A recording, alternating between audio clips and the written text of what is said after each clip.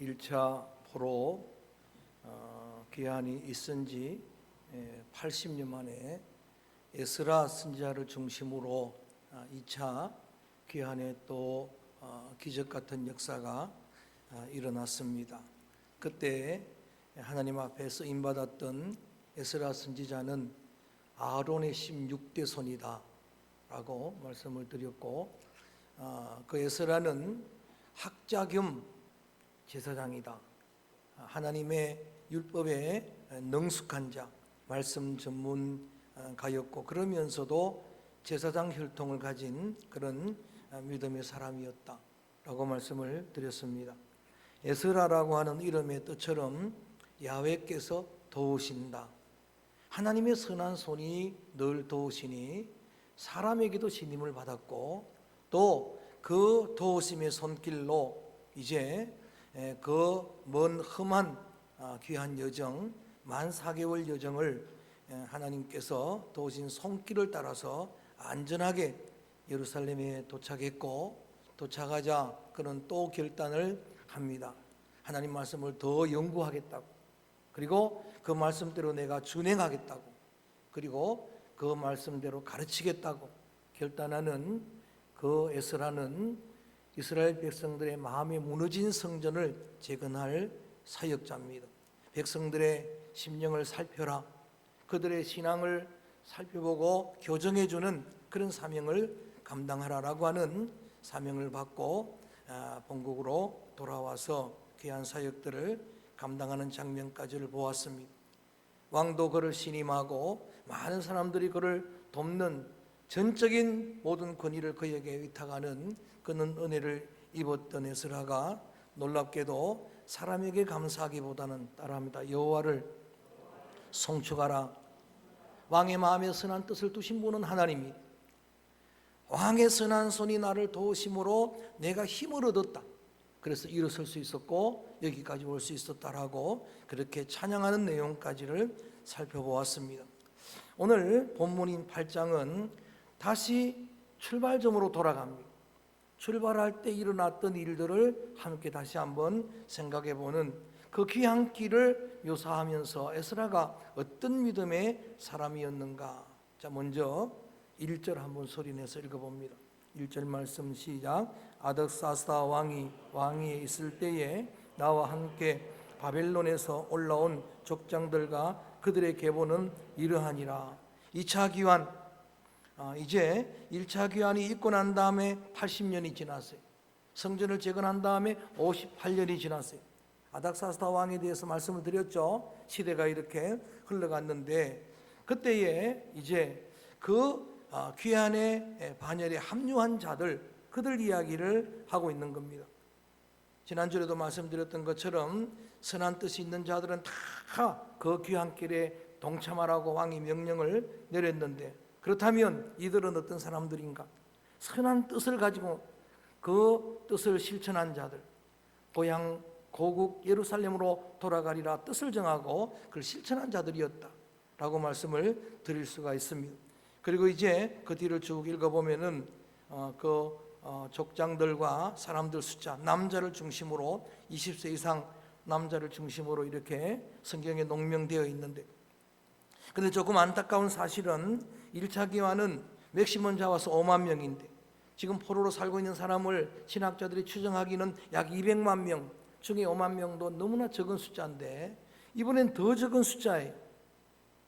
자원에서 그렇게 선한 뜻을 두고 동참하라고 왕은 명령을 내리고 조서를 내렸는데도 백성들이 자원하지 않은 거예요. 그래서 왜 자원하지 않았을까? 왜 백성들의 숫자가, 제가 맥시멈으로 아주 후하게 그렇게 점수를 주어도 10,000명도 안 되는 숫자가 모여진 겁니다.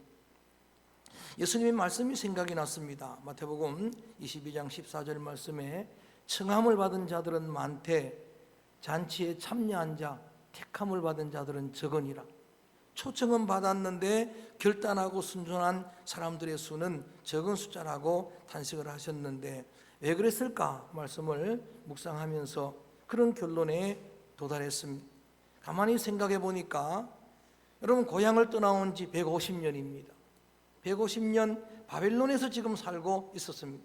페르시아가 통합을 했지만 그 땅입니다. 바벨론은 어떤 땅인가? 아브라함의 고향입니다. 아브라함의 고향이 갈대아 우르 그랬죠. 갈대아 우르 땅이 역사적으로 메소포타미아예요. 메소포타미아 그럼 뭐가 생각납니까? 문명의 발상지. 여러분, 거기에 많은 강들이 있고, 심지어 신학자들은 그 이라크 메소포타미아를 에덴 동산이었다라고 주장할 만큼, 비손, 기온, 히데겔, 유브라데 강이 있었던, 거기도 유브라데 강이 있고 티그리스 강이 있고 강들이 있는 비옥한 땅, 퍼타일랜드, 거기에 150년 살았습니다. 그런데 고향 땅, 여러분 예루살렘 어떤 땅입니까? 지금 70년 동안 방치되었고 지금도 사막 땅이고 황량한 땅이고 혼돈의 땅이고, 거기 여러분 하나님의 뜻을 정하고 가기가 결코 쉽지 않은 일입니다. 이스라엘 백성들은 430년 동안 애굽에 종살이했는데 광야길 걸어가면서 종살이한 그 시절도 그리워하잖아요. 거리로 돌아가고 싶다. 거기에 430년 동안 익숙해져 있으니까, 거기에 물들어져 있었으니까. 전 이 말씀은 여러분 정말 여러분의 삶에 적용하는 거울 같은 말씀이 되기를 주의 이름으로 권면합니다. 세상이 바벨론이에요. 그래서 계시록에는 큰 바벨론, 그러면 세상, 죄악 세상에, 거기에 우리가 발 딛고 살다 보면, 거기에 그 문화에, 그 죄의 문화에 여러분 익숙해지다 보면 은혜의 사명의 땅으로 갈 수가 없는 거예요. 그런 일들. 여러분 오늘도 함께 예배드리고 대면 예배를 드리지만 제가 정말 걱정하고 이렇게 몸이 이상될 만큼 신경 쓰고 염려하는 것 중에 하나가 바로 이게 지속되어서 이 비대면 문화가 익숙해질까 봐 두려운 거예요. 거기에 익숙해질까 봐. 그러면 못 떠나는 거예요. 다 지나가도 다시 회복하기가 어려운 거예요. 약간 이렇게 정말 적은 숫자가 지원한 이런 장면 속에서도 여러분이 교훈 삼을 수 있는 내용이 있습니다. 내가 아직도 떠나지 못한 그 익숙한 곳이 보이기를 바라고 또 결단할 수 있기를 바라고, 이렇게 용기를 냈던 그 1만여 명의 백성들처럼 실천할 수 있게 되기를 주님의 이름으로 축원합니다. 주의 이름으로 기원합니다. 자, 이렇게 적은 숫자였지만 이들을 이제 모아놓은 에스라는 그 숫자 가지고 최선을 다하는 겁니다. 그래서 출발하기 전에 먼저 우리 한번 15절 읽어볼까요? 출발 전에 이런 일들을 합니다. 시작. 내가 우리를 흐르는 강가에 모으고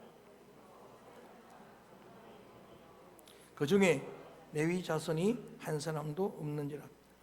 다시 읽습니다. 시작. 내가 무리를 흐르는 강가에 모으고 거기서 3일 동안 장막에 머물며 백성과 제사장들을 살핀적 그 중에 레위 자손이 한 사람도 없는지라. 자, 무슨 일을 했는가? 이 아바와로 흐르는 강, 뭐 여러 가지로 추측을 하고 있지만은 보통 그발강으로 티그리스 강 정도로 이렇게 생각을 하는데, 그 강가에 이 자원한 사람들, 선한 뜻을 결의하고 실천하는 그 사람들은 다 모았습니다. 그리고 그들을 세밀하게 살핍니다. 여러분, 모든 것이 하나님의 도움의 손길임을 에스라는 잘 알고 있어요. 하나님의 은혜임을 알고 있어요. 하나님의 선한 손이 나를 늘 돕는다는 것을 알고 있지만 에스라는 자신이 할 수 있는 최선을 다하는 거예요. 에스라는 저랑 성격이 조금 다르게 굉장히 세밀한 성격이에요. 살폈다 세밀히 살펴보는 겁니다. 점검을 하고 또 하고 보니까, 그래서 결핍 뭐가 모자라는지 부족한지를 확인할 수가 있었던 겁니다. 자, 점검을 해보니까 이스라엘 백성들이 자원하는 사람들 무리 중에는 제사장 가문이 한 사람도 없는 거예요. 문제가 심각하게 됐습니다. 가서 하나님의 성전을 위해 예배를 드리고 섬겨야 될 레위 자손이 하나도 없는 거예요. 그거를 확인할 수가 있었던 겁니다. 그래서 이제 그들을, 여러분, 지도자들을 세워서 다시 그들을 이 강권에서라도 합류시켜라라고 17절 읽어볼까요? 17절이 그 말씀입니다. 시작. 좀 큰 소리로 읽습니다. 시작. 가시바 지방으로 그곳 족장 이또에게 나아가게 하고 이또와 그의 형제 곧 가시바 지방에 사는 느디님 사람들에게 할 말을 일러주고 섬길 자를 데리고 오라 하였더니, 자오는 자들이 없었으니까 그 제사장들은 특권을 가진 자잖아요. 하나님의 성전을 위해 일할 수 있는 특권을 가졌는데 특권에는 책임이 따르는데 그들은 특권은 주장하면서 책임을 무시한 사람, 한 사람도 자원한 사람이 없으니까 그래서 그들은 억지로라도 강권해서라도 합류시켜라라고 그렇게 명령을 내리는 거예요. 함께 돌아가서 예배드릴 그런 섬김의 그러한 소중한 지파가 없으니까. 그런데 놀랍게도 하나님이 도와주십니다. 18절 말씀 함께 또 읽어봅니다. 시작. 우리 하나님의 선한 손의 도우심을 입고 그들이 이스라엘 선지 한 명천한 사람을 데려오고 또 세바다와 그의 아들들과 형제 10을 쭉 읽어보면 거기에 약 한 40여 명의 레위인이 합류하게 되는 거예요. 그들은 자원하지 않은 자들이지만 강권할 때에 하나님의 선한 손이 또 도왔다 그랬어요. 하나님의 선한 손이 도우니까 그들의 마음이 열린 겁니다. 그들이 결단하고 이제 그 반열에 합류하게 된 겁니다. 자, 이제 일꾼들이 다 합류됐습니다. 이제 출발하면 되는데 오늘 본문으로 삼았던 내용에서 에스라의 믿음을 엿볼 수 있는 게 또 하나 감동적인 게 모든 만반의 준비를 다 했어요. 하나님의 선한 도우심의 손길을 믿으니까 그냥 우리가 대강한 게 아니고 철저하게 준비를 했음에도 불구하고 이제는 일꾼들도 확보했는데도 불구하고 에스라가 출발 전에 선택한 것은 금식 기도입니다. 하나님 앞에 기도한 거. 21절 읽어볼까요? 오늘 본문 21절 말씀 소리내서 읽어봅니다. 시작.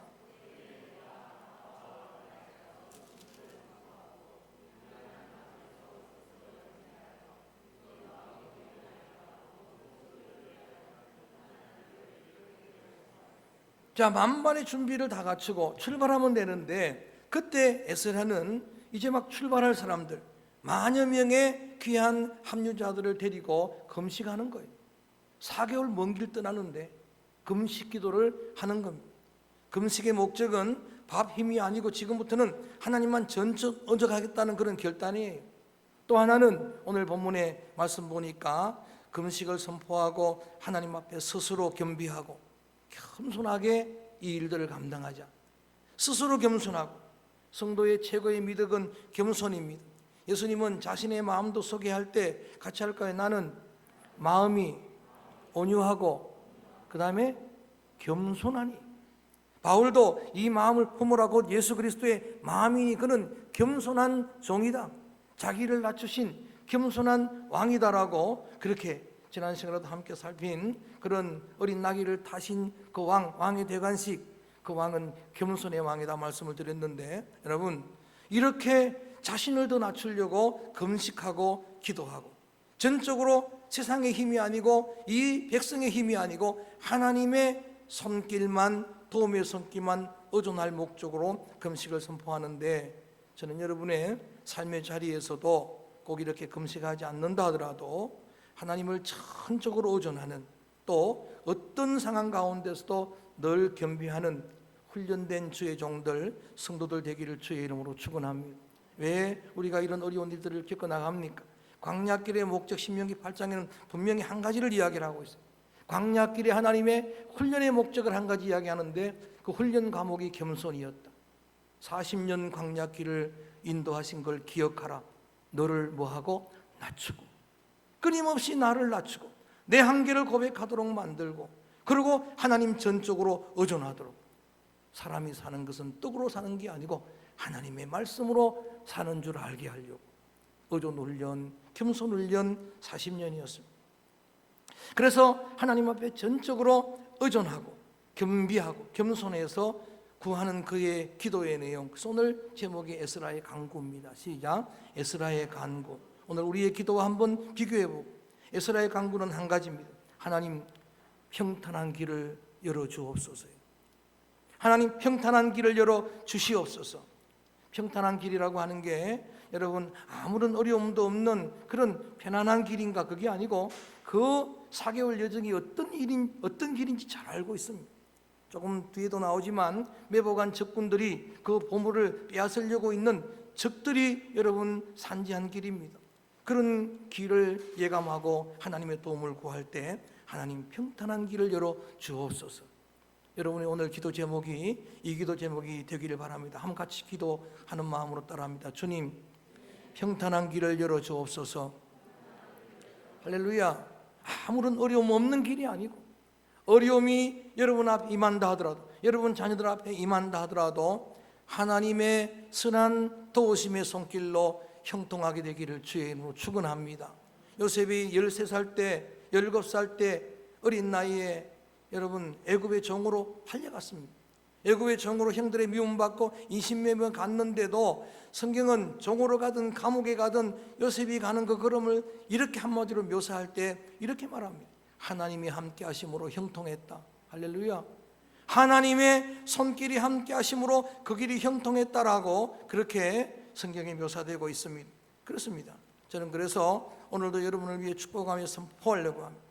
어떤 어려운 가운데서도 하나님의 손길이 여러분을 떠나지 않게 되기를 축원합니다. 하나님이 함께 하심으로 여러분 모든 길이 평탄하게 되기를, 형통하게 되기를 주의 이름으로 축원합니다. 정말 힘들 때 힘든 상황을 주님 앞에 정직하게 기도하는 거예요. 때로 금식하며 기도하는 거예요. 겸비한 마음으로, 겸손한 마음으로. 왜? 우리의 한계를 아니까, 내 한계를 아니까 하나님의 도움을 기도하는 거예요. 하나님 도와주시옵소서. 하나님 평탄한 길을 열어주옵소서. 야베스 기도라는 책 필독도서를 읽은 기억나시죠? 이 저자는 어느 목사님인데 개척교회 목사님이었어요. 너무 힘들어서 어떻게 나는 다른 교회처럼 이렇게 목회적으로 이렇게 형통한 어른 은혜를 얻지 못할까 하다가 야베스가 드린 역대상 4장 10절의 기도를 발견한 겁니다. 그리고 매일 똑같이 실험해 봤어요. 이대로 기도해 보죠. 매일 주께서 내게 복을 주시려거든 나의 지경을 넓혀주시고, 따라합니다. 주의 손으로 나를 도우사. 할렐루야. 주의 손으로 나를 도와주옵소서. 나를 환난에서 벗어나 내게 근심이 없게 하옵소서 하였더니 하나님이 그가 구하는 것을 허락하셨더라. 이걸 가지고 매일매일 기도했더니 여러분 교단이 소규모 교단인데 거기에서 큰 목회를 이루고 또 그 주신 은혜가 감사해서 많은 사람들을 섬기는 사역을 감당했다는 그런 간증이었어요. 역대상 4장 10절입니다. 야베스는 난산이란 뜻이 정말 태어날 때부터 어려움을 겪고 그렇게 병약하게 태어났든지 아니면 상고를 겪으며 태어났든지 엄마의 상고겠지만 어떻든 간에 그렇게 여러분 정말 연약한 제약의 환경 속에서도 계속 하나님의 도움을 기도했더니 하나님이 거기를 평탄케 하신 거예요. 하나님이 복을 주신 겁니다. 하나님 앞에 간절히 기도드리는 그런 기도의 내용들 22절 말씀 살펴봅니다. 이렇게 기도합니다. 하나님 앞에 이렇게 우리는 기도하겠습니다. 결단합니다. 시작. 이는 우리가 전에 왕에게 아뢰기를 우리 하나님의 손은 자기를 찾는 모든 자에게 선을 베푸시고 자기를 배반하는 모든 자에게는 권능과 진노를 내리신다 하였으므로 길에서 적군을 막고 우리를 도울 보병과 마병을 왕에게 구하기를 부끄러워하였습니다. 좀 쉽게 설명하면 하나님은 하나님을 찾는 자에게 은혜를 주시는 분인 줄로 믿습니다. 하나님의 선한 손길은 자기를 찾는 자에게 여러분 선을 베풀어 주시는 손길이에요. 그거를 확인하고 난 다음에는 우리가 길을 가다가 어려움을 만나서 이제는 우리를 노력하려고 많은 적군들이 우리를 노리고 있는데 그들에게서 우리를 막아달라고 보병 마병을 왕에게 구하는 게 부끄럽다 이게 무슨 이야기인가 하면은 어려울 때 여러분 금방 우리를 도울 수 있는 사람이 여러분 손길이 사람들 손길 아닙니까? 저는 지금까지 목회하고 경험해 보면서 또 가정생활 여러분 살아오면서 여러분들 말을 하지 않는데도 들어주는 사람 없어요. 가정도 그래요. 가족도 내가 어려운 이야기를 말해야 되는데 또 그걸 알아서 여러분 또 좋은 그런 가족일 경우에 허락하고 좋은 성도들 경우에 허락하는 건데 그런데 여러분 그런 충동이 생겨날 때마다 못해서가 아니라 이건 사람들의 도움을 구하는 부끄러움이다 라고 생각을 하고 나는 마병 그리고 모든 우리를 도울 수 있는 그런 병사들을 하나님께만 구하겠습니다 라고 하는 이야기. 코로나로 어려움을 겪으면서 교회들마다 물론 여기 우리 교회도 예외가 아닙니다. 다 어려움을 겪고 있는 것은 사실인데 그래서 교회마다 비상이 걸리니까 부산의 어떤 모 교회는 그냥 설교 시간에 목사님이 이런 비대면 시간에 온라인 헌금이 안 들어온다고 그냥 헌금하라고 그냥 설교 시간 내내 고함을 치는 거예요. 그런데 여러분, 저는 코로나 1년 반, 가까이 1년 2, 3개월 지나면서 한 번도 온라인 헌금을 강조한 적도 없고, 또 여러분에게 헌금 이야기를 한 번도 한 적이 없어요. 하고 싶은 때가 꿀떡 같을 때가 있어요. 그렇지만 그 부끄러운 일이다 생각을 하고 그냥 하나님 도와주옵소서 따라합니다. 하나님, 평탄한 길을 열어주옵소서. 우리가 한 거는 그 기도입니다. 우리가 한 거는 그 기도밖에 없는데 놀랍게도 하나님은 여러분 기적 같은 은혜를 채워주셨어요. 저는 코로나 기간의 간증 중에 하나가 우리 20년 교회 역사 속에서 맥시멈 헌금 나온 주일이 몇 번 있는데 전부 코로나 기간에 나온 거예요. 지난주에도 이 인원이 모여 헌금했는데 700만 원 헌금한 거예요. 안 놀라시네? 나 혼자만 놀라는 거예요? 기적 같은 은혜 아닙니까? 사람들한테 도움을 청하고 구하고 그래서 시험 들게 만들고 시적하게 만들고 그거보다 하나님의 손길이 더 크잖아요. 하나님의 손길이 더 확실하잖아요. 에스라가 지금 그 이야기 하는 거예요. 내가 가는 길에 어려움을 예상한다. 그렇지만 왕한테 가서 마병 그리고 많은 군사들 그런 여러분 군인들 내가 구하지 않겠다. 그건 부끄러운 일이다. 하나님께만 내가 기도하는데 놀랍게도 그분은 응답해 주실 줄로 믿습니다. 그분은 응답해 주셨다라고 하는 그런 고백이. 그래서 이제는 그 믿음을 가지고 오는 거예요. 자, 말씀드렸듯이 여러분 그 오는 길에 23절 읽어볼까요? 이스라엘 백성들 그 귀한 그 사람들은 많은 보물을 금은을 가지고 오는 거예요. 왕이 그들에게 위탁해서 성전에게 드릴 그런 어떤 즐거운 예물로 드리고 그걸 가지고 오는 거예요. 그러니까 적이 많죠. 28절 말씀 시작. 내가 그들에게 이르되 다시 시작. 내가 그들에게 이르되 너희는 거룩한 자요 이 거룩하고 그 은과 금은 너희 조상들의 하나님 여호와께 즐거이 드린 예물이래. 금은 보석들을 가지고 오는 길에 얼마나 원수가 많겠습니까? 여러분 우리 믿음의 길에 얼마나 원수가 많겠습니까? 영적 적그리스도의 세력이 우리를 위협하는 그런 길들을 우리가 걸어가고 있는 거예요. 그렇지만 우리를 도우실 분은 하나님. 할렐루야. 그래서 하나님만 전적 의지하고 내가 왕한테 가서 구하지 않고 그 구하는 건 부끄러운 걸로 생각하고 기도했는데 31절 말씀 한번 소리내서 읽어볼까요? 하나님이 어떻게 도우셨는가? 시작. 첫째 딸 떠나 예루살렘으로 갈새 우리 하나님의 손이 우리를 도우사 대적과 길에 매복한 자의 손에서 건지신지라. 아멘. 원수가 없는 편안한 길이 아니었어요. 원수가 가득한 그런 여러분 정말 힘든 고난의 여정입니다. 4개월 여정이 그랬어요.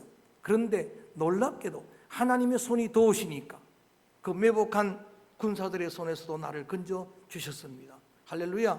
그 위경 속에서도 저는 저와 여러분 어떤 여러분 적그리스도의 세력, 어떤 위협하는 세력들도 여러분을 틈타지 못하도록 여러분 자녀들 성도들을 주님께서 건져주시기를, 주님 불꽃 같은 눈동자로 지켜주시기를 주의 이름으로 선포합니다. 주의 이름으로 축원합니다. 자, 이렇게 해서 하나님의 도움의 손길을 여러분 받으면서 이제는 4개월 동안 긴 여정, 지난주에 함께 살폈던 돌아왔던 것까지를 함께 했는데 무사하게 도착을 했습니다. 하나님 앞에 어떤 여러분 적군이 우리 앞을 가린다 하더라도 하나님의 도움의 손길 여러분과 함께 한다면은 요한복음 16장 33절처럼 주님의 권면의 말씀입니다. 너희가 세상에서 환난을 당하나 뭐하라? 담대하라. 승리하신 그분이 나의 목자가 되신 줄로 믿습니다. 야훼 니시 승리의 주님, 깃발 되시는 그분이 선한 손으로 여러분을 건지실 줄로 믿습니다. 이렇게 해서 무사히 돌아온 그들이 한 일은 한 가지입니다. 그들이 돌아와서 맨 먼저 한 일은 35절 마지막으로 읽고 말씀 정리합니다. 35절 큰 소리로 읽어봅니다. 시작. 이스라엘 하나님께 번제를 드렸는데 이스라엘 전체를 위한 수송아지가 12마리요 또 순양이 96마리요 어린 양이 77마리요 또 속죄제의 순염소가 12마리니 모두 여호와께 보낼 번제물이라. 아멘. 에스라와 2차 귀환자들이 예루살렘에 도착해서 처음 한 일이 뭐라고요? 하나님 앞에 풍성한 번제 제물을 드렸다. 앞으로 이제 귀하게 사역할 사역의 어떤 다짐 같은 그런 예배 행위로 번제를 드렸다. 여러분 레위기에서 배웠죠. 번제, 소제, 석군제, 속제제, 화목제 5제사 중에서 번제, 그것은 온전한 헌신을 상징하는 거라고. 번제는 제가 되도록 자신을 태우는 거예요. 자신을 부서뜨리고 깨뜨리고 해서 가루가 되도록, 제가 되도록 태우는 거예요. 버닝이라는 영화를 제가 주중에 봤습니다. 유아인이 주인이 돼서 하는, 그건 물론 뭐 이런 버닝하고는 다른 거지만 제목이 번제 연구하다가 버닝이어서 보다 보니까 그 메시지는 똑같아요.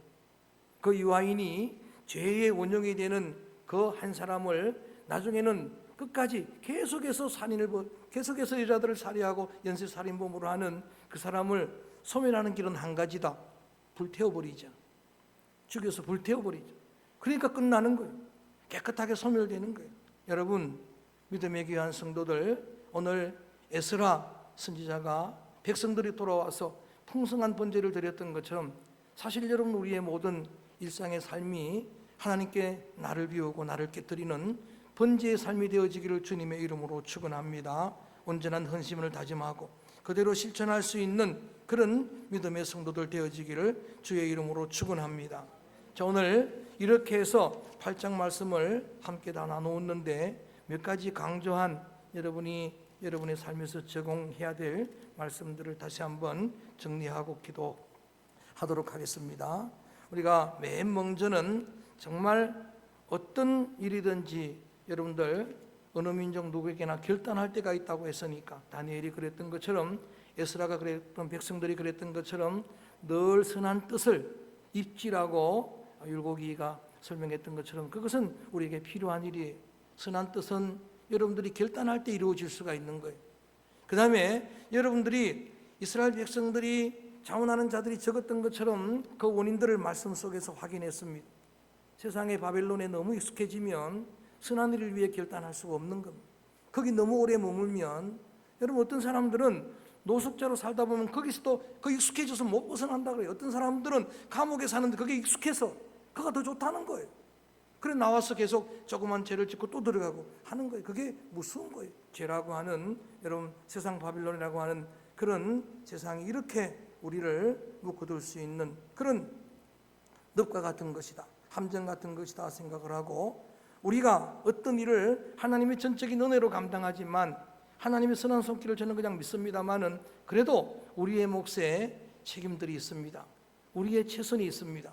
에스라가 그랬던 것처럼 여러분 우리의 최선을 다하게 될 때, 또 살피고 점검하고 그럴 때 결핍을 알게 되고 또 채워가게 되고 보완하게 되고, 이렇게 해서 모든 것이 다 갖추어졌다 하더라도 궁극적으로 오늘 제목처럼 우리에게 필요한 것은 하나님 앞에 전적으로 하나님을 의존하는 기도입니다.